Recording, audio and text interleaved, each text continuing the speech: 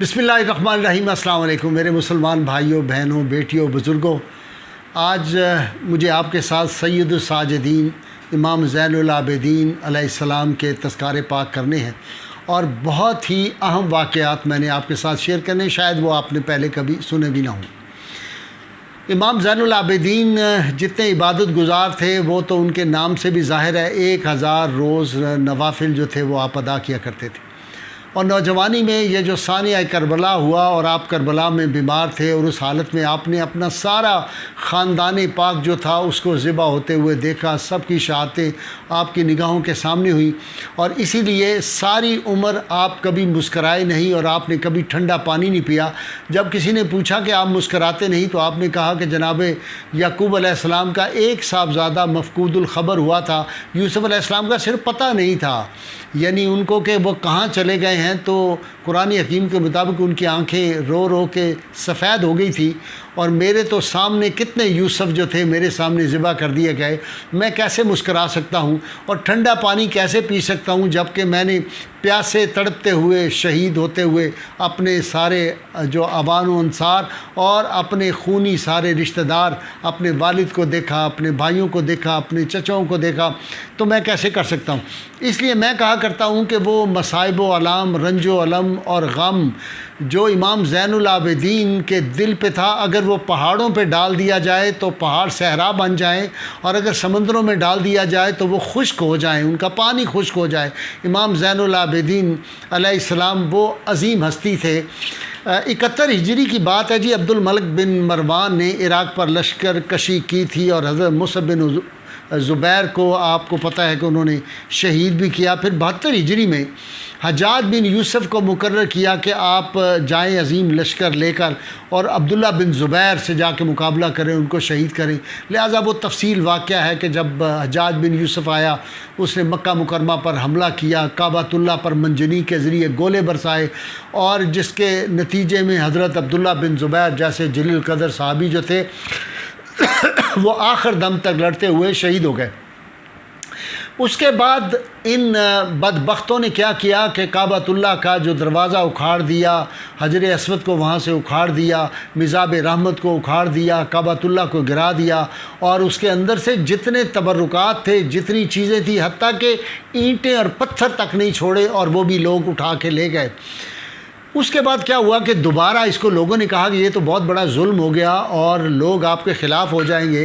تو یہ جب خیال آیا تو اس وقت حجاج بن یوسف نے پھر یہ ارادہ کیا کہ جو ہے کعبۃ اللہ اس کی تعمیر میں دوبارہ کرواتا ہوں۔ جب اسے دوبارہ تعمیر شروع کی تو لوگوں نے دیکھا کہ ایک بہت اجدہا اژدہا جو تھا وہ اندر سے نکل آیا، زمین کے اندر سے، اور وہ آ کے بیٹھ گیا، اور اس کے قریب کوئی خوف کی وجہ سے نہیں جاتا تھا، اژدہا کو مار نہیں سکتا تھا، وہ اتنا موٹا اور اتنا طویل تھا، اتنا لمبا تھا کہ لوگ خوفزدہ ہو کے ایک طرف آ گئے۔ بہت کوششیں ہوئیں لیکن وہ وہیں بیٹھا رہا۔ بہت پریشان ہوا، اس نے لوگوں سے مشورہ کیا، اس نے کہا یہ اژدہا ہے، یہ تو کوئی قیامت کی نشانی ہے، کوئی عذاب الہی ہے۔ بڑا خوف زدہ تھا، کہنے لگا کوئی طریقہ بتائیں۔ لوگوں نے کہا جی آج کل امام زین العابدین یہاں پہ تشریف لائے ہوئے ہیں، اور وہ خاندان پاک، خاندان رسول صلی اللہ علیہ وسلم اہل بیت اطہار سے ہیں، وہ کوئی اس کا حل جو ہے وہ بتا سکتے ہیں۔ جب آپ کو بلایا گیا تو آپ نے حجاج بن یوسف سے کہا کہ تم نے ایسا ظلم کیا ہے، ایسا ظلم کیا ہے، تمہیں اندازہ نہیں کہ تم نے کعبۃ اللہ کی جو ساری تبرکات تھے ان کو اپنی میراث سمجھ لیا تھا، اور تم نے وہ ساری جو تھی لوگوں کو لوٹنے کے لیے دے دیا۔ اب اس کا ایک ہی حل ہے، یہ اژدہا یہاں سے جائے گا، کعبۃ اللہ کی ایک ایک چیز واپس آئے، حجر اسود بھی واپس آئے، کعبۃ اللہ کا دروازہ بھی واپس آئے، حتیٰ کہ اینٹیں، پتھر اور وہ جو مٹی ہے وہ بھی واپس آئے۔ حجاج بن یوسف نے بڑا سخت اعلان کر دیا کہ جو لوگ جس کے پاس کوئی چھوٹی سے چھوٹی چیز بھی وہ واپس لائے، ورنہ میں ان کو سزا دوں گا۔ لہٰذا لوگ جو تھے وہ ساری چیزیں واپس لائے اور سب لا کے وہاں پہ رکھی کعبۃ اللہ میں۔ پھر اچانک لوگوں نے دیکھا کہ وہ اژدہا جو تھا وہ غائب ہو گیا۔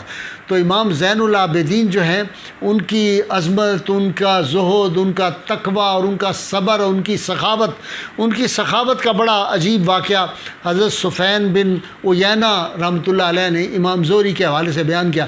امام زہری کہتے ہیں کہ میں آپ کی خدمت میں حاضر ہوا، امام زین العابدین تو سامان کچھ باندھ رہے تھے، اور سامان جب باندھ رہے تھے تو میں نے کہا مجھے بھی بتائیں، میں آپ کی مدد کروں اور یہ سامان، فرمانے لگی میں اس کو خود اٹھا کے لے جاؤں گا۔ انہوں نے کہا حضور ہم آپ کے غلام ہیں۔ امام زہری رحمۃ اللہ نے کہا آپ ہمارے ہوتے ہوئے آپ کے ملازم یہاں پہ خادم موجود ہیں، آپ سامان اٹھائیں گے؟ کہنے لگے نہیں میں اٹھاؤں گا، میں نے سفر پہ جانا ہے تو میں اس کے لیے خود ہی سامان اٹھاؤں گا، آپ کی مہربانی، آپ تشریف لے جائیں۔ امام زہری کہتے ہیں میں نے سمجھا شاید کہیں باہر جانے کا ارادہ ہے مدینہ منورہ سے، میں واپس آ گیا۔ کہتے ہیں کہ 2-4 روز کے بعد میں وہاں پہ گیا تو آپ وہیں موجود تھے۔ میں نے کہا سرکار آپ تو فرما رہے تھے کہ آپ کہیں سفر پہ جا رہے ہیں اور یہ زاد راہ سفر کے لیے ہے، تو آپ تو یہی ہیں۔ تو آپ نے فرمایا کہ زہری یہ جو سفر ہے یہ زاد سفر، میں اس سفر کے لیے جو آخرت کا سفر ہے اس کی تیاری کر رہا تھا، یہ میں نے غرباء کو سامان پہنچانا تھا۔ امام زہری کہتے ہیں کہ جب ہم آپ کا وصال پاک ہو گیا اور آپ کو غسل دینے لگے تو کہتے ہیں کہ میں نے دیکھا کہ آپ کی پشت مبارک پر نشان تھے، تو میں نے خادم سے پوچھا یہ نیلگوں نشان کیسے ہیں؟ اسے کہا جی رات کے اندھیرے میں آپ سامان اپنا اٹھاتے تھے اپنی پشت مبارک پر اور جا کے غریبوں کے گھروں میں اپنے چہرے پہ نقاب ڈال کے جا کے ان کو دیتے تھے، تاکہ میرے اخلاص پہ کوئی ریا کا میل نہ آ جائے، کوئی انگلی نہ اٹھا سکے۔ یہ اخلاص اور یہ سخاوت کا عالم تھا۔ آپ کے ایک بہت ہی قریبی رشتہ دار تھے، وہ فضول خرچی میں بہت مشہور تھے، بہت فضول خرچی کرتے، ان کے پاس پیسے ختم ہو جاتے۔ جب فاقوں کی نوبت آتی تو امام زین العابدین رات کے، جب آپ کو پتہ چلتا آپ رات کے اندھیرے میں جاتے، جا کے ان کو سارے خورد و نوش کا سامان دیتے اور 7 درم و دینار دے کے واپس چلے آتے۔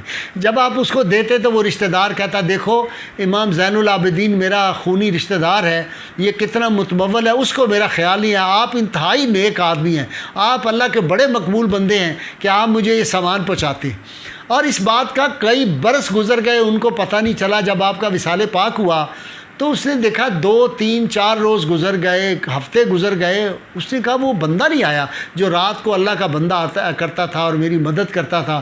تو تب اس کو لوگوں نے بتایا کہ جناب خدام نے کہ وہ تو امام زین العابدین ہی تھے جو آپ کی آ کے مدد کرتے تھے۔ تو وہ بہت رویا اور اس نے کہا آپ کی عظمتوں کو سلام ہے امام زین العابدین، یہ وہ ہستی پاک ہے۔ جب ان کے چچا جان سے ان کا تنازع ہوا کہ اب امامت کا حق کس کا ہے، تو امام زین العابدین بڑے متحمل مزاج، ٹھنڈے مزاج کی شخصیت تھے۔ آپ نے کہا حجر اسود سے فیصلہ نہ کرا لیں، کہنے لگے چلیں اگر حجر سے فیصلہ کر دیں۔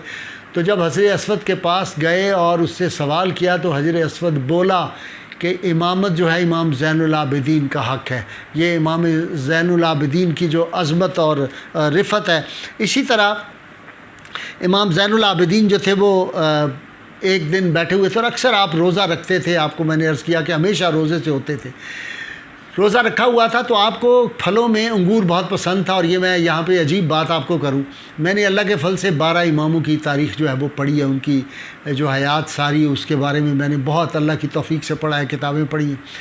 ہر امام کو سیدنا علی مرتضیٰ لے لیں، سیدہ فاطمہ سلام اللہ علیہ لے لیں، امام حسن، امام حسین، یہ سب میں نے امام دیکھے، انگور ان سب کو بڑے پسند تھے، اور ان میں سے اکثر کو زہر بھی انگور کے ذریعے دیا گیا ہے۔ خیر آپ کو انگور بہت پسند تھے، روزے تھے، تو آپ نے اپنے خادم سے کہا ہوا تھا کہ شام کو جو ہے وہ انگور کا، یا کنیز کو کہا تھا کہ انگور کا بندوبست کر لینا۔ باہر سے سنا ہے مدینہ منورہ میں انگور بے موسم کے آئے، وہ کسی دور ملک سے آئے تھے، وہ انگور لائے، آپ نے انگور رکھے ہوئے تھے، ابھی افطاری کا ٹائم بالکل قریب تھا کہ دروازے پہ دستک ہوئی، سائل نے صدا دی کہ اللہ کی راہ میں مجھے کچھ دیں، کوئی پھل مجھے عطا کر دیں۔ آپ نے کہا یہ انگور لو اور اسے دے دو۔ تو اس کنیز نے عرض کیا جی اگر اجازت ہو تو تھوڑے سے چند دانے آپ کے لیے بھی رکھ لیں افطار۔ آپ نے فرمایا نہیں، سائل نے سوال کیا ہے اور یہ کیسے ہو سکتا ہے کہ ہم اپنے نانا جان کی سنت پہ عمل نہ کریں۔ میرے والد کے نانا جان کا یہ معمول تھا، اور میرے بزرگوں کا بھی، میری جو تھی نانی صاحبہ ان کا بھی معمول تھا کہ چاہے خود فاقے سے ہوں، سائل آ جائے تو ان کو رائے خدا میں دے دیتے تھے، تم جاؤ دے۔ وہ انگور دے دیا۔ دوسرے روز آپ نے کہا پتہ کرو مارکیٹ میں انگور ہوں گے، تو وہ ملازم آپ کا خادم گیا، اس نے کہا ہاں جی انگور ہیں، وہ لے آیا انگور۔ شام کو پھر افطاری کا وقت ہوا، انگور رکھے ہوئے تھے، پھر ایک اور سائل آ گیا، اس نے بھی آ کے کہا اللہ کے نام پہ دیں، اور کوئی روٹی دیں، کوئی پھل دیں، جو چیز ہے دے دیں۔ آپ نے اٹھا کے جو کچھ افطاری کے لیے تھا اور وہ انگور کا خوشہ بھی اس کو دے دیا۔ وہ پھر ملازم بڑا حیران ہوا، خادم، اس نے کہا جناب آج تو دوسرا دن تھا، آج تو آپ روزہ افطار۔ آپ نے کہا نہیں، جب سائل نے سوال کر دیا تو ہم کن کی اولاد ہیں؟ جو اعظم چشتی مرحوم نے حضور صلی اللہ علیہ وسلم کی نعت میں کہا تھا نا، کیا کیا نہیں ملتا دو جہاں کو تیرے در سے، یا رسول اللہ ایک لفظ نہیں ہے کہ تیرے لب پہ نہیں ہے۔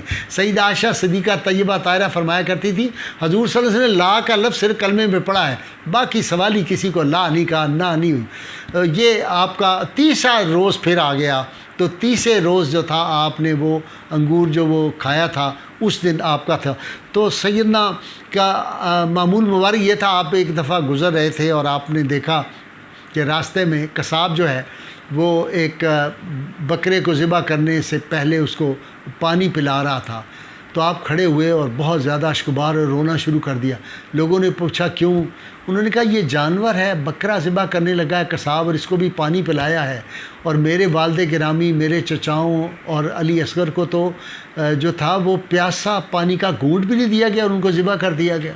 یہ اتنے ظالم تھے یزید اور اس کے ساتھی، اور اتنے ظلم ان پہ ہوئے، لیکن اللہ تعالیٰ نے ان کو قوتیں اور طاقتیں بھی بڑی دی ہوئی تھی۔ یہ تو تقدیر کے مرحلے تھے۔ میں یہ عرض کر دوں، یہاں پہ آپ کو بیڑیاں لگی ہوئی تھی، امام زہری نے دیکھا ہتھکڑیاں ہیں ہاتھوں میں، بیڑیاں لگی ہوئی ہیں، تو امام زہری نے رونا شروع کر دیا۔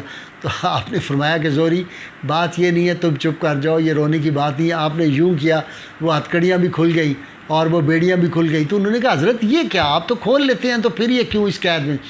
آپ نے فرمایا کہ یہ کرامت دکھانے کا وقت نہیں، استقامت دکھانے کا وقت ہے۔ اگر امام زین العابدین، امام حسین علیہ السلام، سیدنا عباس علمدار، علی اکبر، اگر یہ لوگ ظلم کے سامنے کھڑے نہ ہوتے تو مجھے بتائیے امام اعظم و حنیفہ کبھی بادشاہوں کے سامنے کھڑے ہوتے اور ان کی شہادت جیل میں ہوتی؟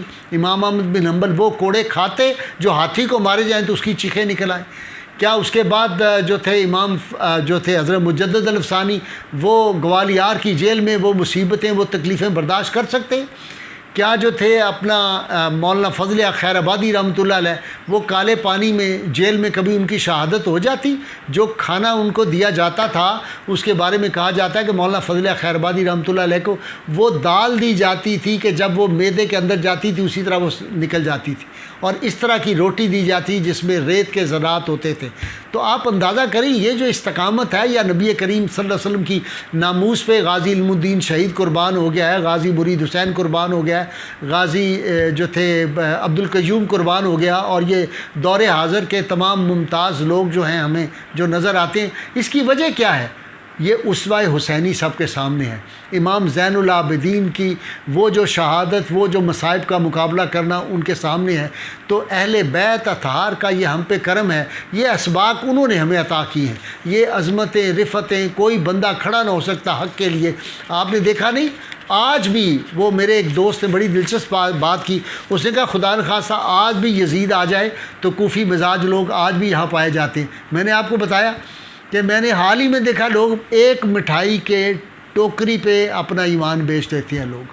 آپ نے دیکھا نہیں کہ چھوٹے چھوٹے جو لوگ عہدے دار ہوتے ہیں ان سے کوئی چھوٹا سا مطلب ہو تو لوگ خانہ خدا کی بے حرمتی جو ہے اس کی بنیاد پہ ان ظالموں کی حمایت شروع کر دیتے ہیں جنہوں نے خانہ خدا کی بے حرمتی کی ہے۔ اس پہ تفصیل سے انشاءاللہ تعالی میں پھر بات کروں گا۔